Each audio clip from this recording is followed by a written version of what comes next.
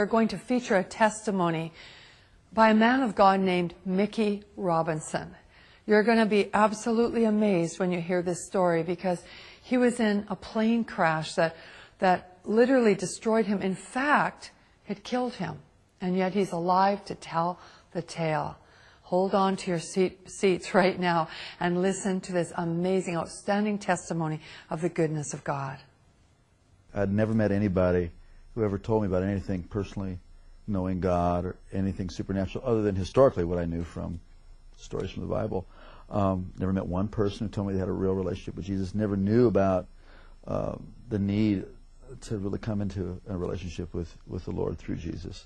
And I was busy getting it on. But, you know, there's not enough excitement in the world to ever satisfy. You always got to have more. And I liked stuff that was edgy, you know, skiing, and I always liked aviation stuff. And so I started taking flying lessons. Then I thought it'd be more fun jumping out of airplanes. So I became a sport parachutist, and that really got me. I mean, I became obsessed with skydiving. It really consumed my life. My existence revolved around that 30 to 60 seconds in free fall and that 5-minute parachute ride. Then I had to do it again. It's like a drug, you know. It's it's almost good. Like an addiction. Oh, totally. And then all of a sudden, one night, all that was going to change.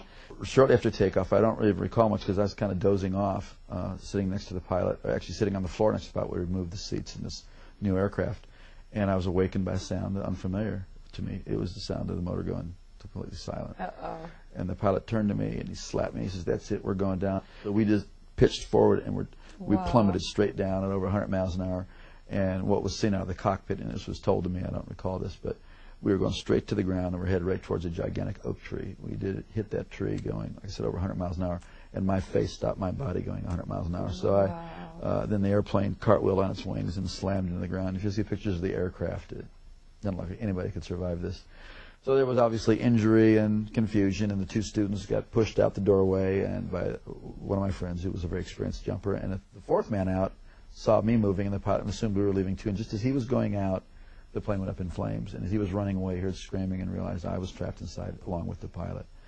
And this brave man who was my friend and went back in the plane and saw me trying to escape where the wing had been torn loose from the airplane. But I was stuck, and but something on my equipment or my clothing was caught, and I was soaked with fuel, and it was on fire from head to toe. Wow. And just like you see in movies, a person whose whole body was engulfed in flames. And this is where God did the first miracle. This man grabbed a hold of my parachute harness and with his bare hands tore that loose. It's 2,000 pounds tensile strength in each one of those straps. Wow. Pulled so hard he pulled his thumbs out of his sockets, dragged me away from the plane, and slapped the fire out. It kept reigniting, and then he tried to go back for the pilot, and he couldn't. He was burned alive. Well, they rushed me off to the hospital. Obviously, it was horrible, and they rushed me off to the hospital and saw that I had sustained very serious injuries. I had a brain injury. I had burns over a large portion of my body. I had to find out my eye was blind, my right eye was blind, and, you know, tremendous cuts and, you know, this shock of, you know, that crash. They told my family I was going to die. They told my sister to come that day because I was not going to be there in the afternoon. I had an experience I had never heard about, never heard anything like this. As I was laying there in that condition, just racked with pain and discomfort in every way possible, suddenly my inner man, the real me, my spirit, sat up out of my body, and I could feel my legs go through the springs of the bed. Wow. And my spirit came out of my body as if you would take a glove off your hand. And instantly, I was in the spiritual world. Instantaneously, I knew this was the real world. And this man that I was seeing was the real me. Now, when that happened, were you aware of any pain still? Or no, were I was totally completely separated from the pain and the carcass. Complete, no, and I didn't even remember turning around and looking. I mean, I was transferred immediately into a spiritual dimension, and everything about the spirit world is more real than this world. The colors are brighter, the edges of everything are sharper, the emotions are just enhanced, they are clear, and instantaneously, the thing that really struck me the most was there was a complete absence of the awareness of time. Everything in this world is relative to time. You know, you got up this morning, you'll go to bed at night. Something is old, something is new, it will get old. Something is born, it will die. Everything in this plane, in the physical plane, in the natural plane, is relative to time. But everything in the spiritual plane is relative to eternity. So what had been natural to be aware of time was totally gone.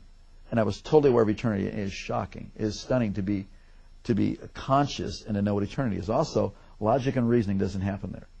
based on the sum total of all my intelligent thoughts that I've learned, I had a death and I'm in the spirit world.